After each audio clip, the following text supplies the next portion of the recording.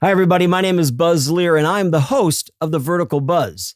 And you know what? We talked about this, but the vertical world is moving really, really fast. You only get seconds to connect, and if you don't, you can disappear. Well, my guest today does not disappear. Nope, he's a highly sought after, instantly recognizable. He's a performer that when he's on frame, he commands it, even on the small screen. That's right. Cayman Cardiff. He is one of the most in-demand actors in the storytelling world today. And not just because it was an accident, because it wasn't. This is all because of his craft, of his precision, and of his presence. And today, on The Vertical Buzz, I am so excited. We're going to be talking about the craft, the business, and the entire vertical storytelling world. That's what we're talking about today.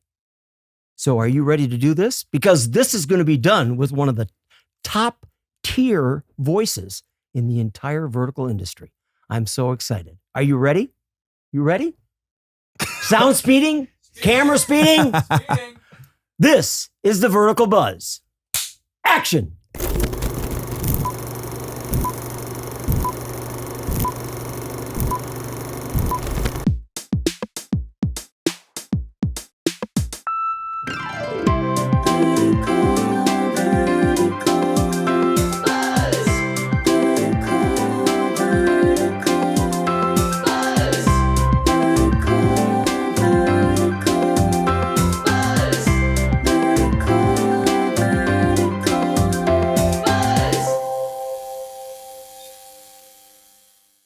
All right, there we are. There's the open, man.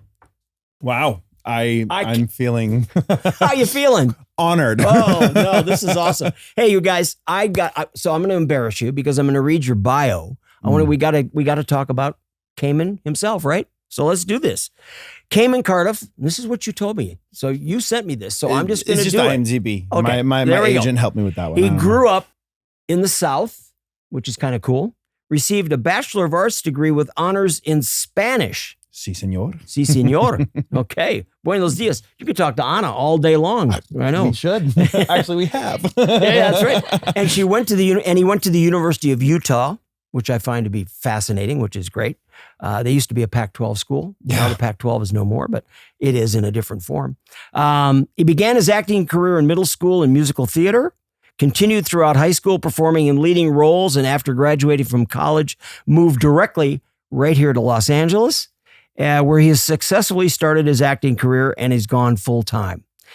Within the first 4 months, he booked 2 commercials and a movie for Lifetime. Lucky guy. That's pretty cool. Yeah. More projects soon followed, immediately launching his acting career, and now, he has just gone nuts in the last year and a half, starring in vertical dramas. He's now just booked his 26th, I understand. Mm-hmm. Producing, writing, directing, he does it all. Here he is, ladies and gentlemen. Are you ready? Cayman Cardiff. Let's hear it out there, everybody. Woo! We've got our first superstar on The Vertical Buzz. That's now, a bit bloated. Are you completely embarrassed and are feeling like, okay? Yeah. All right. In the best of ways. Good. You know, you need a little bit of embarrassment to get your day started. That's right. And to keep you honest. You know, as well, right? There's far too much ego in this industry, and you got to stay humble. There's ego in this industry? Did I slip that out? Sorry. I think there might be. That's probably a good idea. I've seen All right. Well, let's just jump. Hot takes. Let's jump into this. Now, I've read your bio, but tell me about Cayman. Go for it. I mean, that's it's funny because the bio, I mean, we put in there that my acting career started in middle school, but the funny thing is I never had intention to be an actor. Wow. Never. Like I thought I was going to be First, I thought I was going to be a geologist when I was a kid. Then I thought I was going to be an aerospace engineer. And then I was in college. I was studying to go to medical school. So I was actually pre-med all the way until the very last semester of school. Seriously? Yeah. At Utah? And yeah, the University of Utah. My goal was to take the MCAT and go to some sort of medical school. I was hoping to get into the medical program at the University of Utah. Right. Until I just kind of was in this little period of life where I just felt like something was wrong with that plan. Not that I couldn't do it, but that it just wouldn't be right for me, because I don't know. I love people a lot. But I also love like change. I love being able to adapt. And it just kind of felt like the moment that I went to medical school, everything else would be done. I would just be doing that for the rest of my life. And that actually intensely scared me. Wow. Yeah. And so I on the fly last 2 semesters, I should say, I switched my degree. Instead of from physiology and anatomy with a minor in Spanish, I swapped it and I went major Spanish, minor in health.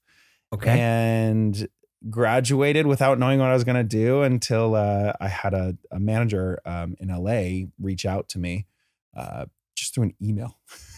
Through email? Yeah. This is a theatrical manager? Yeah. Okay. And he said, "Hey, I've seen your stuff on Instagram and I think you'd make a great actor." And what did he see on Instagram?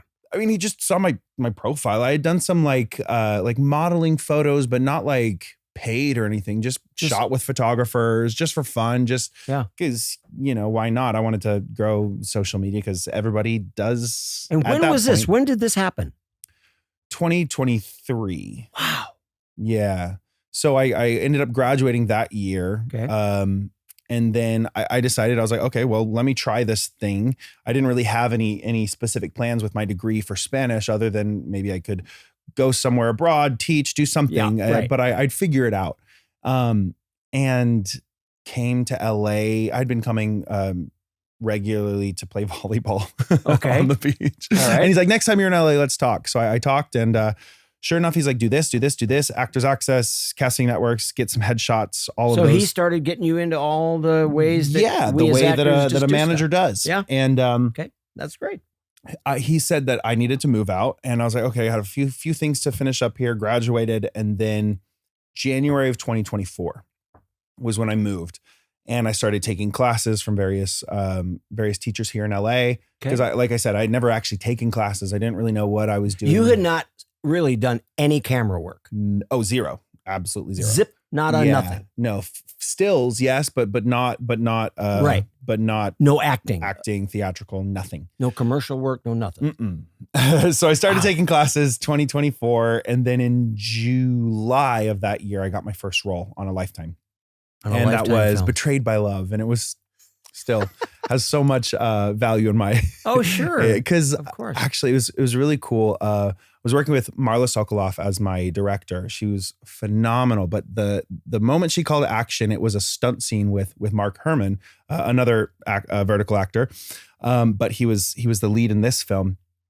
And it was a stunt scene where he's chasing me through the woods, and then he tackles me down, puts my hand behind my back, and reads me my Miranda rights. He's a detective. Yeah. And ends up leading to like a whole interrogation scene. But that was the very first scene, very first thing I had ever done. And the moment action was called and I started running and I hopped over this tree and I could feel the rush inside of just adrenaline and just excitement. And I knew this is what I'm supposed to do. And so I devoted I went to multiple classes a week. I started taking commercial acting. I started taking theatrical. I wanted to get into some VO stuff. And so I tried to absorb everything like a sponge as quickly and efficiently as I could. And then got another little Lifetime role, the same company that hired me for that one. They were like, we just need a big, tall, handsome guy. And I was like, I can do that, I guess. I was like, sure. Check. I got those boxes. Yeah, I got that. Yeah, I was like, yeah, sure, why not? And then I got a national commercial. And that was a huge turning point for me. I was like, a confidence boosting. Because I was like, holy, I just got a commercial and that got me into the union. And it was just really cool. So you went SAG? Yeah. Okay. Yeah. And so I was able to get this membership and kind of like this check mark for acting. And I was like, okay, I can do this. And then I started in Toronto with my first vertical. Oh, wow. How did you get that in Toronto? Through your manager? No, they reached out to me through Instagram. I'm telling you, Instagram, man. Instagram's got me everything. This is a great story. I mean, it's wild to me. It feels very, very like providential. Like it's just like, this is what I'm supposed to do because there's so much that I want to do in terms of like storytelling that I think will help change lives, help with kind of some of the goals and everything that I want to do in life. But Toronto was kind of where my vertical acting started. That's fantastic. Yeah. That is an extremely compelling story. I love that. I love it a lot. Yeah. All right. So Cayman, I got a couple of questions for you. Let's start out. Let's give you some questions and see where we go. I love questions. You are, as I said in the open, you are one of the most in-demand actors, male leads in the vertical world today. I mean, I can see it. I read it. I see it. Yeah.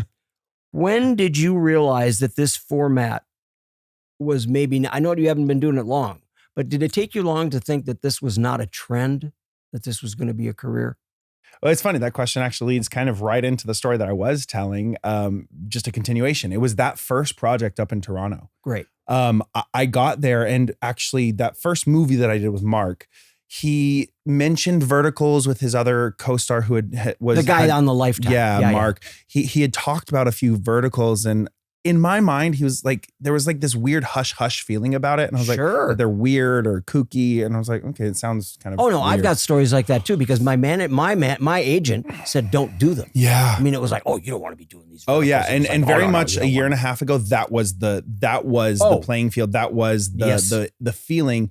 And people told me, no, Cayman, you can't do these. Exactly. It'll ruin your career. It'll do this. It's going to brand you. It's going to put you into a box. That and I was like, okay, sure. You're going to be that vertical actor.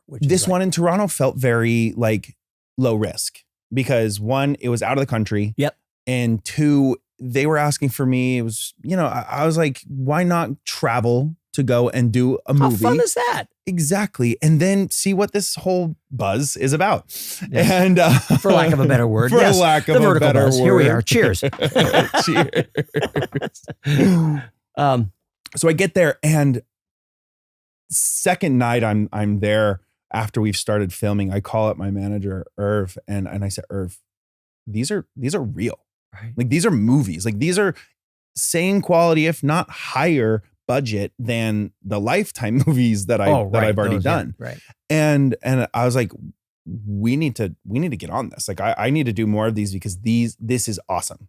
Like, yes, the script has a lot that it needs to be adjusted. Oh, absolutely. But it's seen better days. So you consider yourself an early adopter. Yeah. And that's me. I mean, I'm in that same boat because I know that I started in these in April of 23, as I've talked about on the podcast before. But it didn't take me long to think, this is really something here. Mm-hmm. We're on to something really cool. This is definitely a pioneering atmosphere.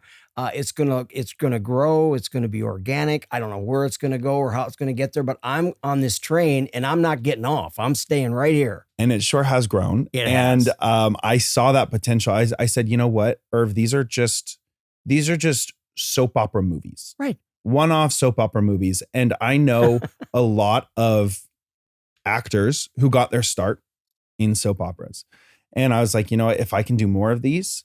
And sure enough, halfway through that first project, the producer comes up to me and says, hey, can we cancel your flight and get you a new flight home 2 weeks later? And can you stay and do another one? This was in Toronto? In Toronto while I was filming. So you ended up doing two? I ended up doing two back to back. Wow. And I was like, yeah, I can. I mean, I don't really have I might need a little more funds for this one because I was only planning on this small chunk of time, but sure enough, they cooperated and we did two and it was great. I get back and I do two more that year because it was October, November was the first two, and then two in early December of 2024. Wow. One of which was the Unwanted True Mate on DramaBox, which ended up being the biggest werewolf romantasy project that they have on their platform, most successful one. Okay. And that really skyrocketed. And that was with DramaBox. That was with DramaBox. And that really pushed, that came out early February, I think. I had another 25. Yeah, 25. I had another few more that the beginning of last year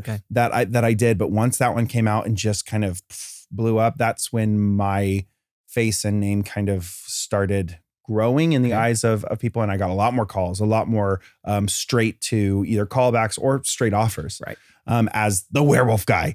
Yes, right. And then I've since tried to really prove that I can do more than just werewolves. Although I do like, obviously that is your thing, but you are starting to get out of that. Oh yeah. I mean, it was my thing, but I haven't done a werewolf project in many months. Okay. So my question is, which I had down here too, because you are so highly sought after, right? And you are you able to choose your projects now? And if you are, what makes you say yes?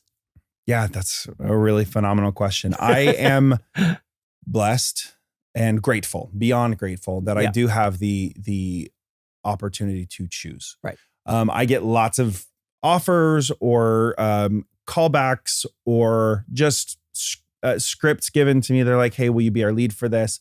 And if it doesn't, well, let's just say there's certain male leads that I will not take because they just, to me, they're problematic. Whether there's how so?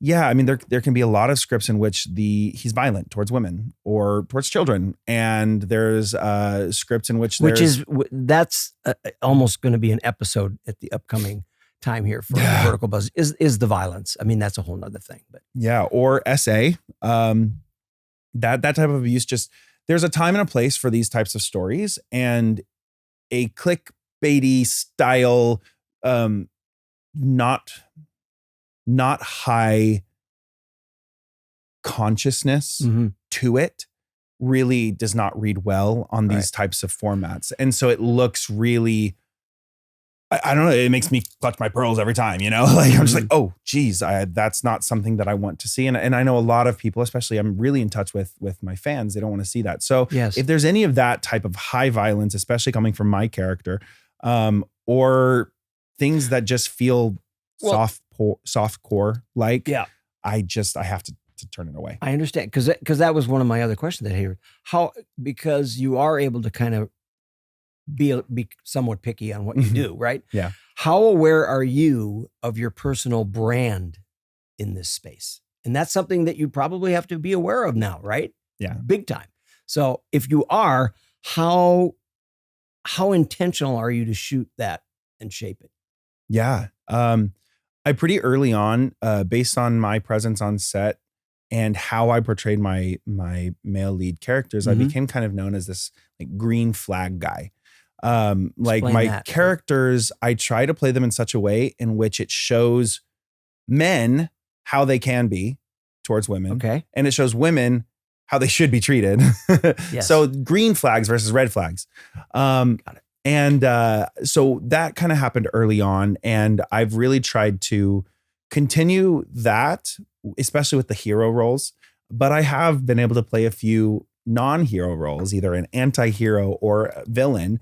But they've been really dynamic roles and really fun to play and portray. There was one on Shorticle where I was just this terrible villain, and it was so much fun.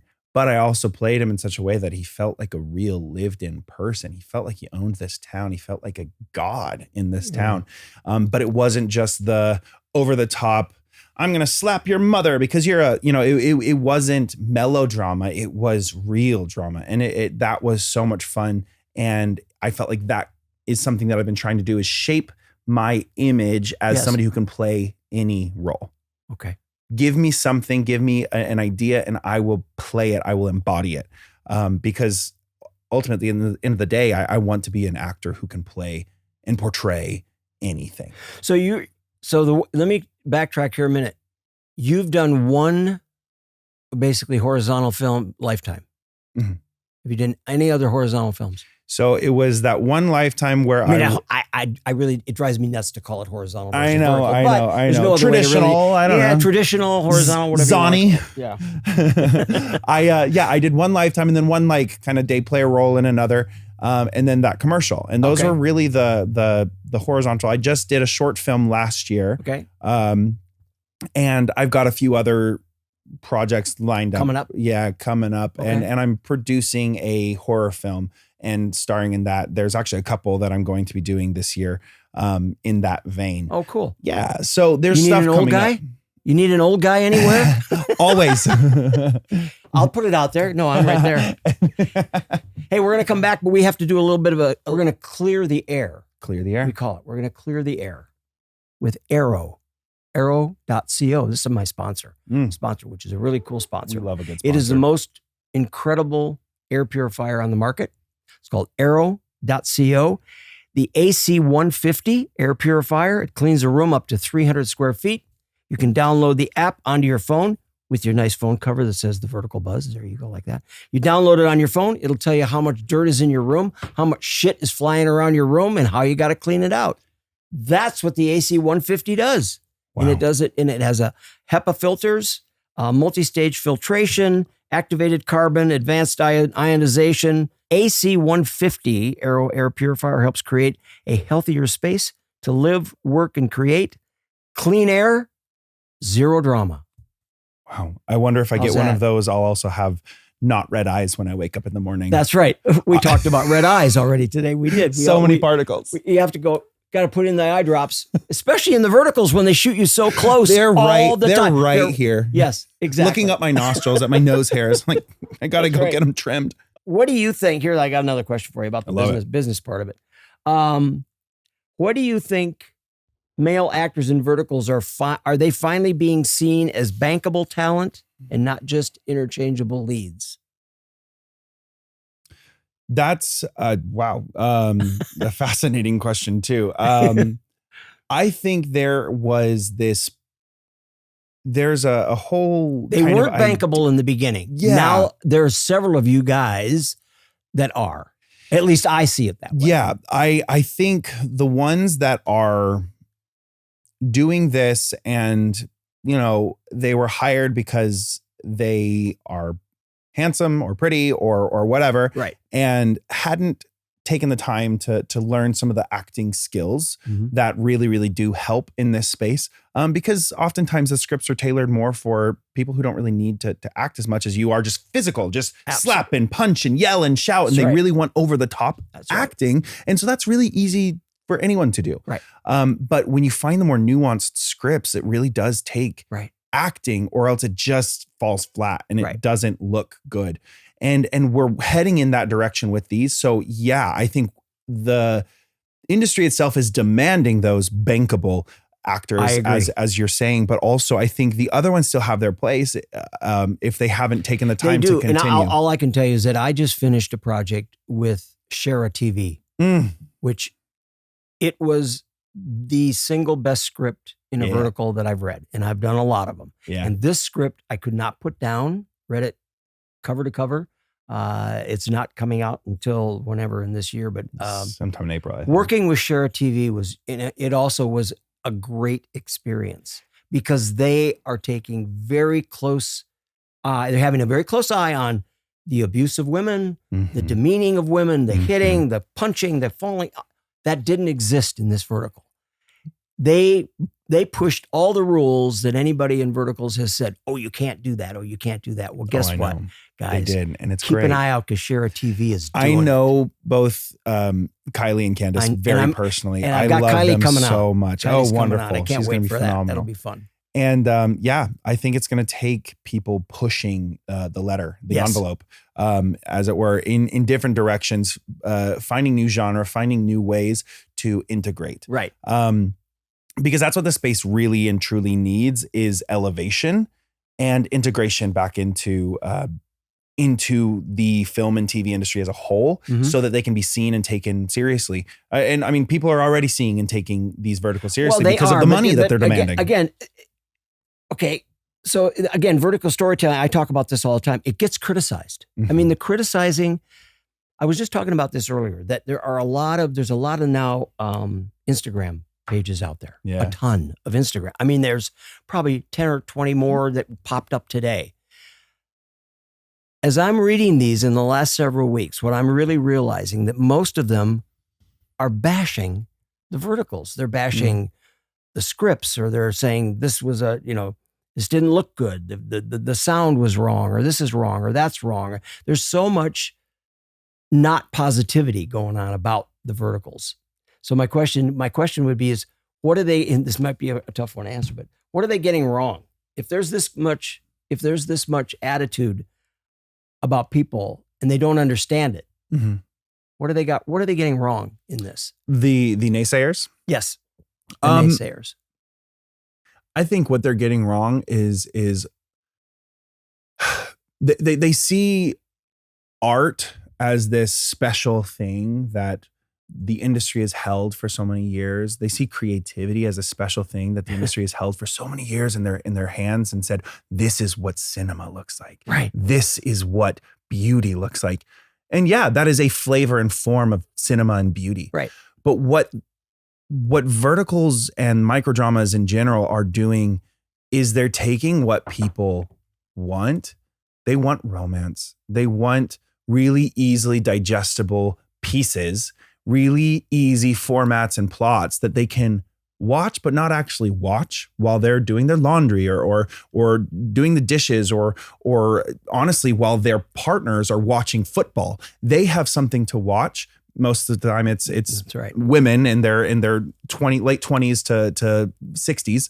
And they have something that can entertain them and kind of take them into this realm of, getting away from their problems and their issues and find fantasy. That's what romance novels do. That's what Hallmark movies do. That's what the romance novels did back in the day of Fabio being on the cover with his flowing hair. Fabio. All those novels were, you'd see people sitting on trains and planes and everywhere reading those novels everywhere. Yeah. And this is now the digital video version of those. It's escapism at its Completely. finest. And what people don't realize is there are so many different ways to find escapism in your life. Yes. Other people play video games. Some people watch sports. Other people do this. And this is just an untapped market Right. In this space. Right. Where do you see it going in the next 3 years? Yeah, everywhere.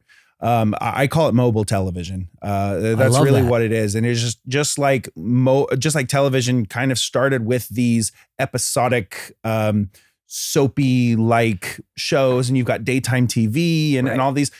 That's just one subgenre of the television. You're going to find horror. You're going to find action. You're going to find more things that appeal to wider audiences because the format itself is what's successful. And you did that. You're nailing where I live almost every single day. Is that I'm not just sitting on this novella world or this soap opera werewolf world, whatever. I am not there. It's what is happening in verticals right now, and it's what is blown up. But there are so many other avenues that this vertical format of TV, film, anything that you're watching vertical is going to explode. Yeah. I mean, I'm reading some numbers in vertical advertising that would just blow your mind. It's looking like it's going to be $100 billion industry in the next year. I mean, it's just going to be that. And there's 100%. Going to be more and more Why can't sports be vertical? It can. They can. It's just a matter of how you do it. It's just a matter of somebody taking that, Share a TV is like the beginning of taking a left turn to this world and going, fuck you, we're going this way. And that's so great to hear. What I'm finding is even these apps that have been traditionally soap opera, soap-like, are finding original scripts. Yes. Are finding and getting writers who are writing original stories. For example, the one that I just finished was very much it had a lot of the elements, but it's transforming in such a beautiful way. It was like La La Land meets I don't know, some form of rock star thing. Wow. And it's cool because we were singing, we were playing guitar, we were having these music sequences within the show. Right. And that's just not normal vertical film. No. Not today. And it was cool because afterwards I got to record and this is and not do the, like, oh, you mean this is not the billionaire's daughter slept with the uncle's sister who now had 6 kids. I mean, it's there were the stereotypical roles, like the evil sister and the evil ex who is now dating the sister. Like there were those stereotypical things, but the story itself was just like you said with the Shira TV one. So I couldn't put it down. I read it in 30 minutes because it was just on the plane. And the one I did, it's a dance. It's a dance show. Yeah, I saw that. It's like, are you kidding me? Everybody. I mean, I heard couple of months ago, you can't do dance on verticals. You can't. Well, they did. Yeah. And watching, I mean, I'm not the kind of actor that spends any time looking at the monitor because I don't want to get in the way. I don't want to be there when they're filming this stuff. I don't want to be that actor. So pretty. I just don't want to be that actor. but I could not look away. As I'm waiting to do my scene, I'm watching this going, holy shit, these DPs are pulling this off. And they were. It was brilliant. Well, that's the thing that I've been noticing is these have also been in this weird black hole area that we're in, I should say, that we're in the industry, where there's so many people excited and hungry to film, to be DPs, to get higher in the industry. Yeah. These have opened up avenues for people to learn and grow. Absolutely. It's been boot camp for actors, for 100%. DPs, I talk for about Gaffing and Electric. It's been this sandbox that has allowed people to gain so much experience. And then when they feel that they're lacking, they go and learn, like watch YouTube, learn things, ask other DPs out, and it's collaborative. Yes, it is. And so you're finding that these, for example, DPs and Gaffing and Electric crews know how to work so much better with each other because they've done 5, 6, 7 under their belt, and they're getting more and more effective. And then you start bringing in really dynamic lighting, because some of the platforms are like, oh, well, it's too dark, we need to be able to see it. They don't understand what a LUT is. They don't understand how to actually do this. To tell you that, I mean, I did a commercial a couple of years ago. About a year and a half ago, a big one. It was a huge, nice big, these nice big SAG commercials with Chase Bank. Yeah. I go on set. We went to where we were rehearsing for this scene. There was not a light to be seen. It was all natural light coming into these beautiful windows in this amazing building. Not one light got turned on that shot. Yeah. And seeing it on the commercial, it was like, it's beautiful. If you it's know like, how to, are you kidding me? It's gorgeous. It's and if you know how to manipulate already natural light, you can use bounces and negative fills, and that's all you need. And there was one set in Vancouver where my DP, I was so impressed with how much negative fill he was putting in, and it just made the monitor, as you were saying, look like velvet. Yeah, like it was so beautiful. Isn't to that see. Something? And it was so amazing because they're actually finding that when they're given the chance to make something more cinematic, they can then use the skills and things that they've learned and really create something that's truly beautiful. And it makes us as the actors say, holy, we look like that. That's insane. Whereas like the second and third vertical I ever did were the most flat and most brightly lit and looked like... I'm 100% right there. The editing was so bad, and it's come so far in such a short amount of time. And it's also highly dependent upon each and every platform. What they let, if like, for example, a lot of them will let the production company who shot and filmed and produced it edit as well. And you mean versus the client that'll butt in and go, oh, I want this?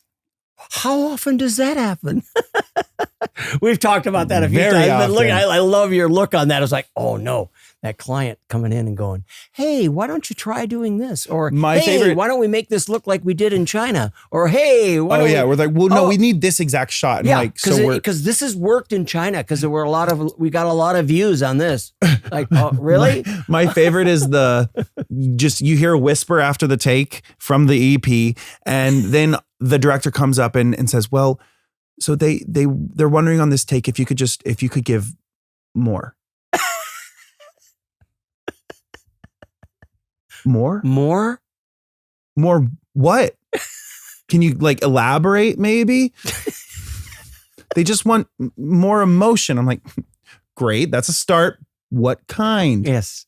I like to know in what direction. Yep. It's I know. It's fascinating. And I get it. There's language barrier. There's a lot of other factors, but I was literally, I tell this story, but I was literally standing on my mark to enter a scene. It was rolling and it was shooting, and an EP walked behind me in my ear and said, please do this on this take. Literally, as I was a second away from going on camera for that shot. Time and a place, sir. Yeah, it's like, whoa, time and a place. Okay, here we go. What do you want to do? All right, let me ask you another one here. You've been doing, what advice? Okay, because you're in a position where you can give advice. Am I? Yeah, you are. Yeah. Give male actors who want longevity in this format, not just quick heat. You got some advice that you would give actors that maybe want to get into this or do it? What would you, how would they prepare? Where would they go? What would they do? Start with copious amounts of caffeine. Okay, that's a good start. Take that note, guys. Caffeine, good take. No, honestly, I think what's helped me the most in this space, and I think what will help actors in this space is if you have not taken acting classes, go take a couple. Yep. And learn what it means to listen. But you know, oh God. How about listening? Yeah. Yeah. Listen. But you know what I've also found that just being on camera as much as I've been on camera these last few years was the better acting class than I could ever take. I mean, because I try to do, I mean, I'm at that point to where I try to choose my projects as well. And now with the podcast, I only can do about 2 a month, depending on my time and how many days on camera. Because the roles I get are never 7 or 8 days. I get 4 or 5 days with those supporting, CEO, grandpa, patriarch kind of shit. That's what I do. Oh, I know exactly what role you're talking about. I'm that guy. But being able to do it this much, it has just been glorious to know that I'm working on my craft. I'm an actor and I get to learn lines and I get to take notes and I get to make adjustments and I get to do all those things that come, and I get excited. I mean, my most excitement of a day is getting prepared the night before, knowing I've got a 7 o'clock call. I've got to get up. I got to have my shit ready. And I love that. I love the whole process of being there, getting ready, know my lines, be ready to jump on camera and just do my job. And it's such a fun day. It is truly. And I think it really depends on where the actor, the perceived or the said actor is in this kind of career. If they have never done one and are looking at it, go take classes, find some representation, whether it's a manager or an agent, and really try to put a lot of effort into your audition tapes to stand out. And then if you've already done some, like you're saying, be on set. When you're on set, eyes wide open. Look, watch, notice everything, ask questions, but don't get in the way in any way, but like ask the right questions that show that you're actively engaged and actively listening. And the cool thing about now, particularly in this moment of time, the numbers that I'm understanding that I see and I've studied is that there were 150 of these verticals shot in LA last year in 25. This year, the projection is over 400 will get shot this year. So if you're an actor, if you're a gaffer, if you're a PA, a sound, there is so much work. You cannot help but find. Just go here and find coming. it. Yeah, here and coming. Keep going. Because you're going to be, if you just want to stick around LA, there's going to be a film starting or stopping almost every single day this 100%. Year. Every day.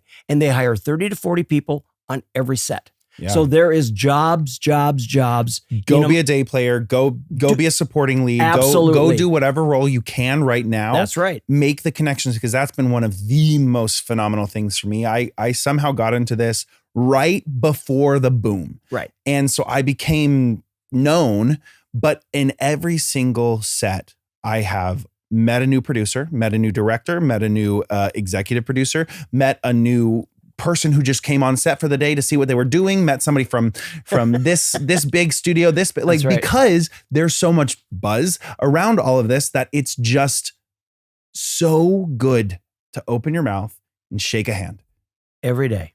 Say hello. Hey, my name's Cayman. Nice to meet you. And be genuine about it. Not because you're trying to quote network, but because you genuinely care. But I also make sure that I'm thanking everybody at the end of the day.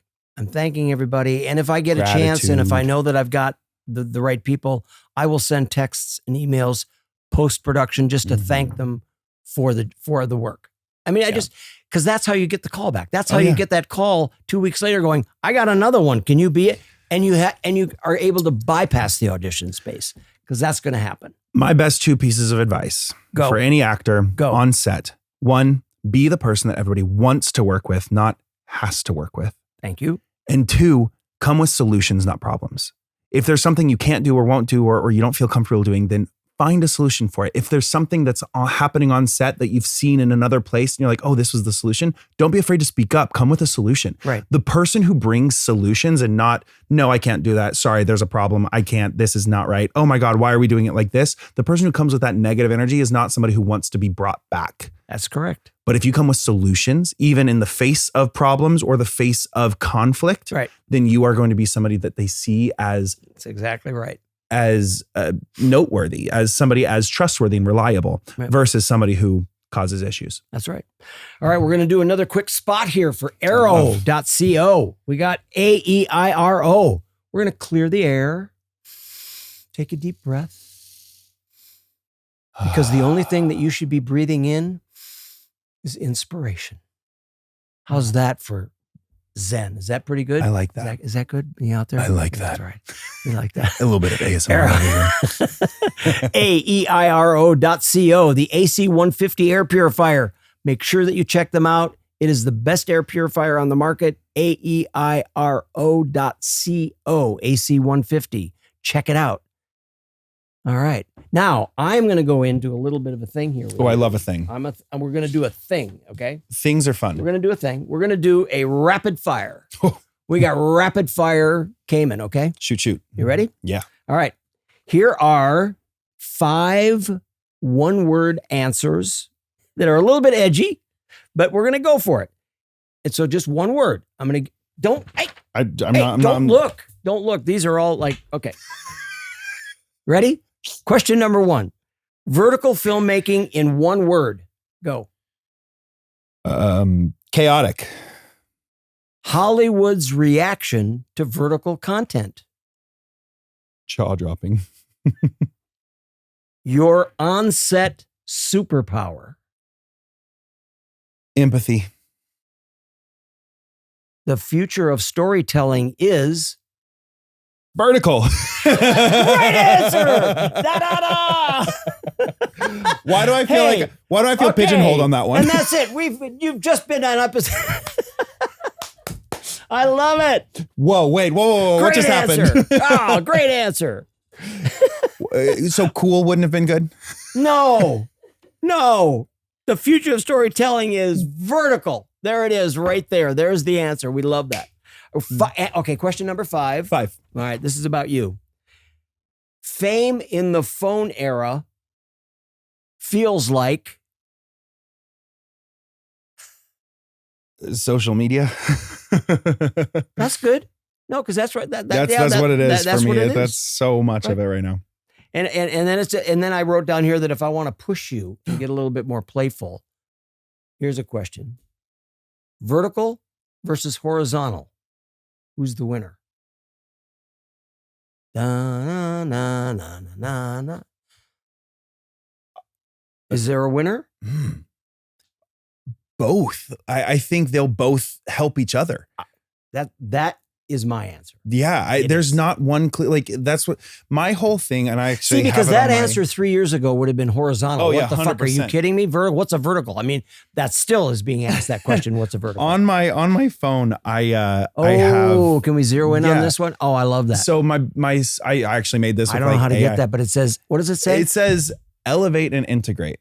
Okay. And my goal Elevate and integrate is to truly elevate this space in such a way that it integrates into traditional storytelling, into traditional film and TV. Just like when film only existed and television was integrated and elevated into the film and TV industry. And then streaming and daytime TV and all these other platforms and services for consuming media and entertainment has all been integrated. Mm-hmm. That's the next step. Right. And I want to be a part of that. The analogy that I use sometimes, or quite often actually, in this, is that there are these moments in history of any industry and anything.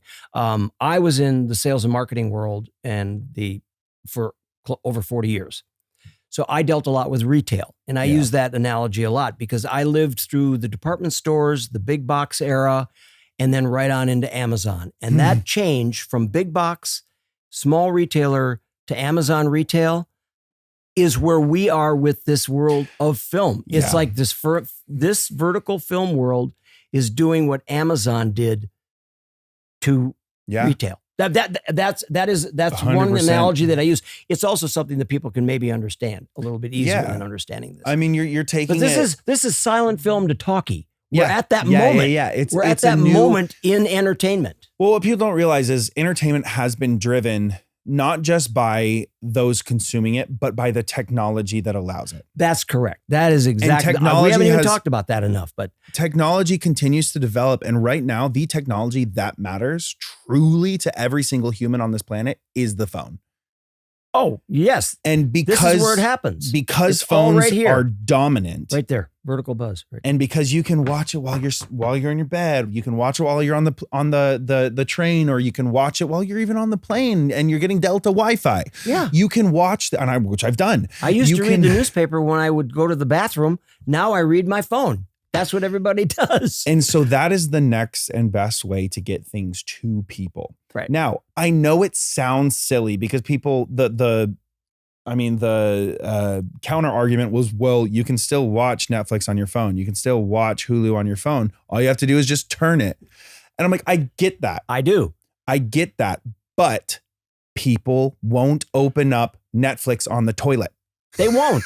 You're right. They won't. They won't. But if there's an app that has 1 to 2 minute things that they can watch just a few episodes in between their breaks, or if they can sit at their desk with their phones like this, they don't look like they're watching something. They look like they're just on their phone normally. But Right. if the moment you have that, you are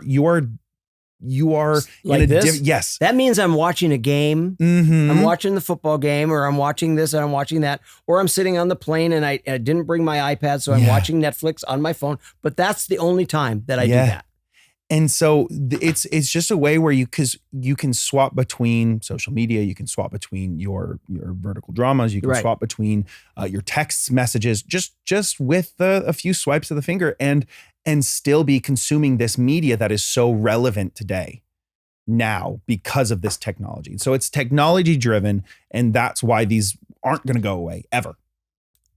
100%. We are talking. We're talking a lot about this.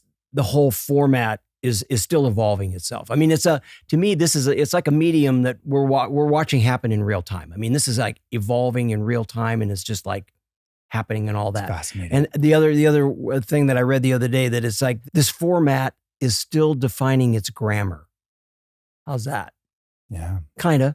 Yeah. I mean, I like that. How it's a new language. It is. And, It is a new with, language. I studied syntax and language in college, and with any new language, it is driven by the people that use it. Yes. And so you're absolutely correct. It's still defining its grammar. We're still finding the right syntax for how it should be perceived and seen. And right now, also, the numbers are proving it out, that this is going absolutely crazy. I mean, the numbers I'll pull up some of the stuff that I read.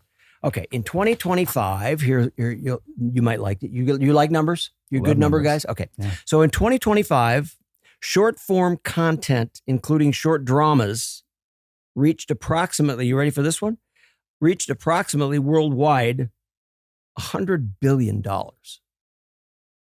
That is like a massive, but that includes AI motion comics, short dramas, and all of the above. So anything to do with those Yeah. is the number that they're quoting, which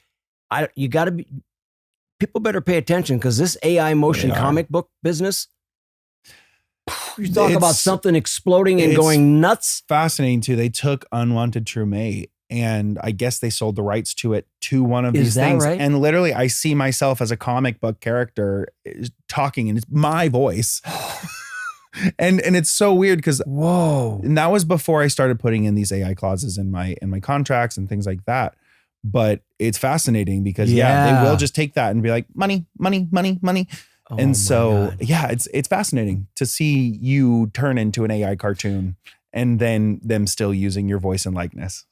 So in this global short form industry that we're talking about, the filmmaking here, this market did 20.9 billion in 2025. And they are projecting it in the next 10 years to hit over $50 billion. Just in this novella, drama werewolf world. That's Yeah. where this will hit, is $50 billion. That is a completely legit industry. Oh yeah. So anybody that is a naysayer saying that this isn't going to work, Yeah. they're going the wrong way. The people who delegitimize this just don't understand it, I don't think. They see soaps and they see, in many cases, not the best acting. In many cases, and oftentimes it's not even because the actors are bad actors, it's because they're asked to perform in such a way. Yes. And so because they see that, and again, the how we've been the people in the industry have perceived and held this, what is art? What is cinema? Like there's this distortion there that makes people say, ooh, no, I don't want to watch that, or no, I can't watch that. But what people don't realize is that is changing. Yes. And those examples are outdated because there are some really good shows out there on these microdrama platforms. And every single production company who is hungry to make something good, to make something that they're proud of, they do their goddamn hardest to make sure that these projects are good, regardless of the script or regardless of some of the topics or genre that they have to fall under. Okay. But every single one of these is a miracle because it takes the collective effort of every single person on that set, including the actors and the crew and director and producers, to make this in such a short amount of time. Yep. That once there is something that is truly beautiful, like I've had a few projects that I am beyond proud of and have won awards because they were so good that I have to just tell people to their faces, I'm sorry, you're wrong. This is a legitimate industry and people are making phenomenal and beautiful things that as we continue into this and get into the $50 billion range and all of this, they're going to become even better and better and better. Yes, and they are. And more money is going to be put into projects that they think or hope or believe will do better. And there's going to still be projects that are super ultra low budget that they're like, oh, this is just a script, because they have a ranking system of scripts. Of course. To say this is a script that will make some money back, but we don't expect it to be a hit on our platform. But then this is a script we want the best actors we can get. We want the best casting or crew that we can get. And we want to put another $50,000 to $100,000 into this one because we know it's going to be a hit and we want it to look as beautiful as possible. Yeah. And there's going to be more pride and not just, this is a paycheck. There's the more that we take pride as creators in this and actually push to make these better and better, the more those dollars that are being spent and made are going to reflect back on us, and it's going to feedback loop itself into a more legitimate and highly respected part of the industry. Well, talking about respected in the industry and all that kind of stuff, that's what we're trying to do here on the Vertical Buzz. I agree. And so what we're going to do, I also want to be able to tell our fans out here that what we're going to be starting now is every week we are going to be posting on our Instagram. We're going to be posting on our Instagram website, wherever you can find us, social medias. We're going to be posting the top films that are currently going on, and we're going to be posting the top platforms that are producing those right now. So you're going to be able to get that information on a weekly basis, because it's kind of hard to keep up with that on the individual podcast. Yeah. But we're going to definitely be doing that on our social media. So make sure that you are following us, you're subscribing to us, you're checking us out, you're following all this stuff on Instagram and anywhere else that you find us on social media, and you'll get all that information. And you might just get a few little tidbits about me. You might get a few little tidbits about Cayman from time to time. He may pop up and do a little bit on there from time to time. Yeah, a little ditty. We might do a little dance number, because they tell you that dance can't be done on vertical film. Yes, it can. I can dance vertically. I'm still standing vertically, which I find to be a miracle every day anyway, right? True. So they just say, that's what my brother keeps telling me. Just stay vertical. Seriously. Stay vertical, dude. No problem with that. That's what we're doing.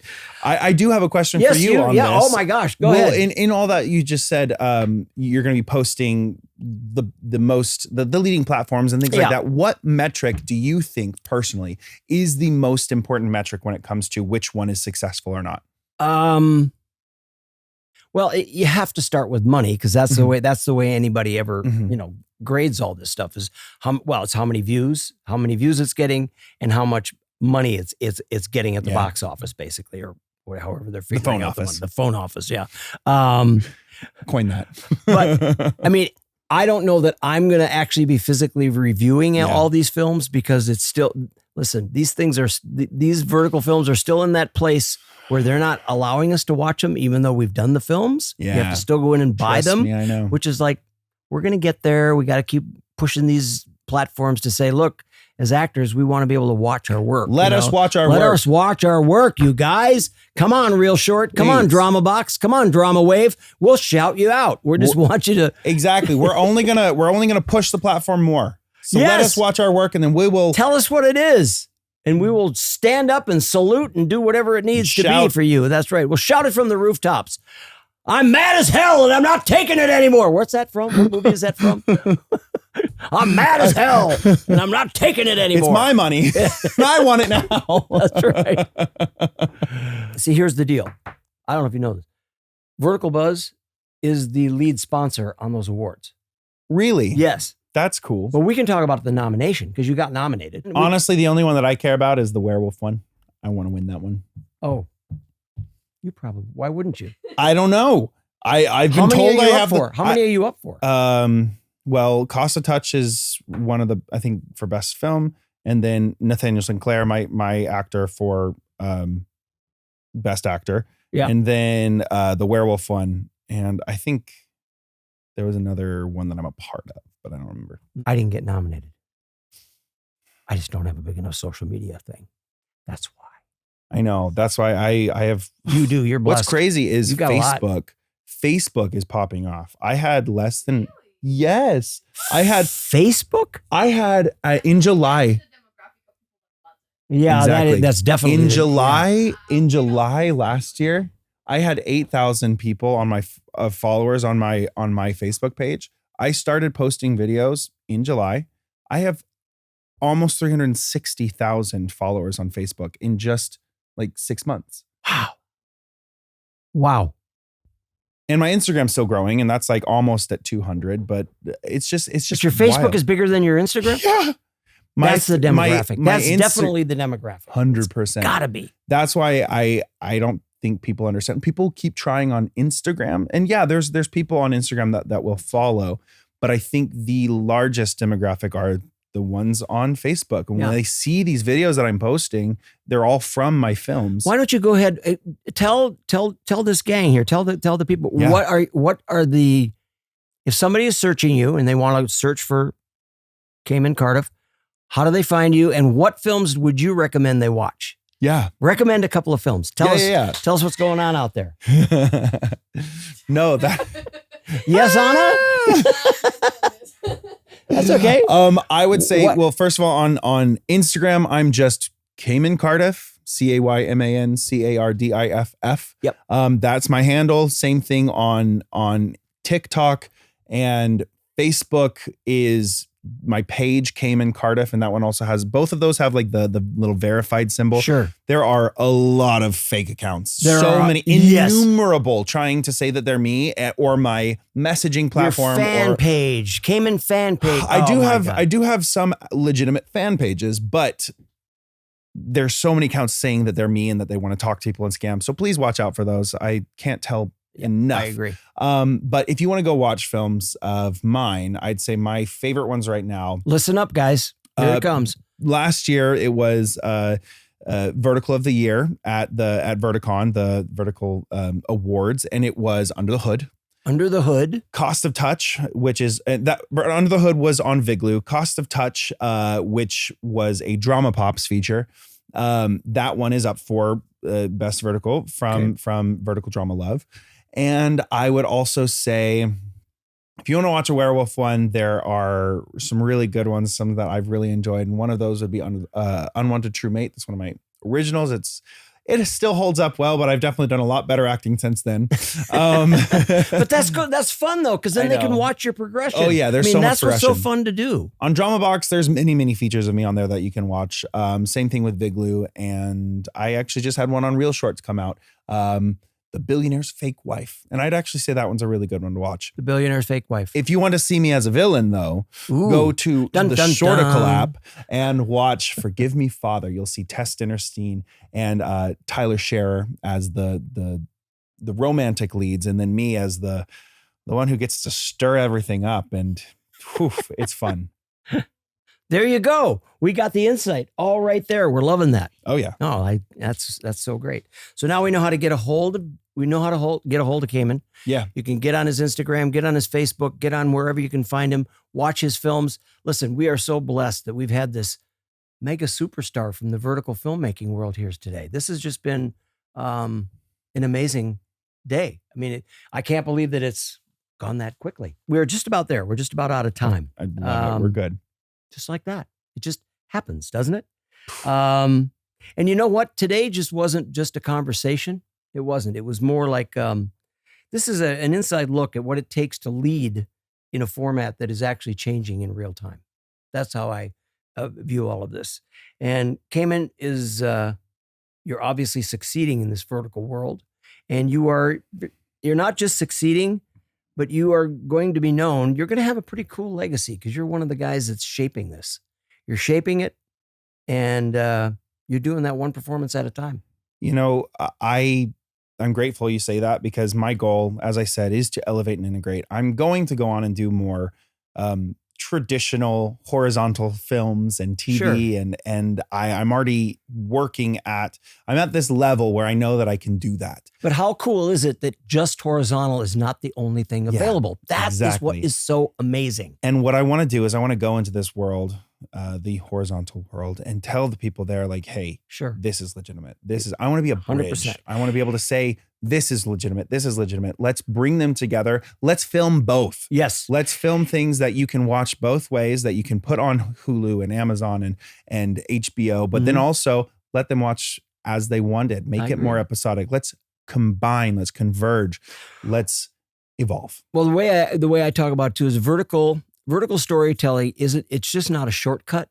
It's actually a craft. Now I look at it as a craft, and the voices like yours are what's going to define what goes on next. That's what this vertical world is all about. Cayman, I'm just grateful for your honesty, your integrity, your insight, your generosity. Everything that you brought here today to the Vertical Buzz has just been great. So all I can tell you guys out there, if you are building in this world of vertical film or vertical anything that's on entertainment, you better pay attention because this is where the future is already happening right here. Special shout out to our sponsors at Aero Air Purifiers. We got to do that. AEIRO.co. AEIRO.co. AEIRO.co. AC150 air purifier. Keep it clean. Keep it clean, guys.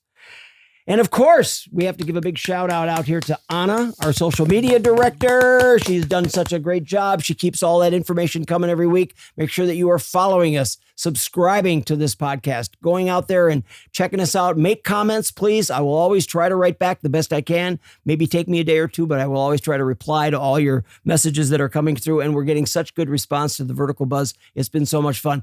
And the Vertical Buzz would not happen without two of my favorite people in the whole world right here at Glendale Podcast Studio, Jason and Erica. They make it all happen. We spend many nights trying to edit and go through all this stuff, but it's actually a lot of fun. At the end of the day, it's very gratifying that they've done such a good job. And again, I just have to shout out, make sure that you're following, subscribing, and following us all there. And most importantly, I just want to thank all of you out there for listening. It's my pleasure and my honor to be here and to know that you've taken a little slice out of your day to pay attention to the Vertical Buzz. Stay here because every episode is going to be something new and fun and different. And we're going to see you next Thursday. We're going to be out every Thursday right here. And we go up on Spotify and YouTube and then a bunch of audio platforms all over the place. So it's all out there. And until next week, I just want everybody to remember that the future of film is in the palm of your hand. Cut!